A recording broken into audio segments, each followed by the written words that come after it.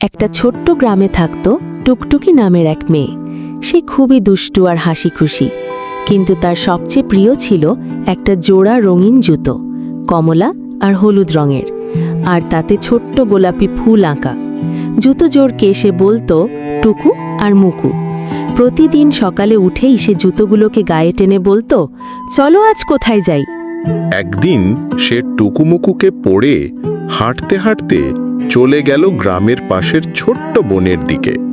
সেখানে সে খুঁজে পেল একটি ছোট্ট পাখির ছানা গাছ থেকে পড়ে কাঁপছে। টুকটুকি সঙ্গে সঙ্গে ছানাটিকে কোলে নিল, নিজের ওড়নার এক টুকরো ছিঁড়ে তাকে জড়িয়ে বলল, ভয় পেও না, আমি আছি। ছানাটিকে নিয়ে সে বাড়ি ফিরল। টুকুমুকু যেন খুশিতে নাচছিল পায়।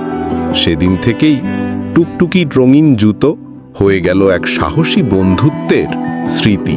ভিডিওটি ভালো লাগলে পরবর্তী ভিডিও পেতে চ্যানেলটি সাবস্ক্রাইব করে রাখুন।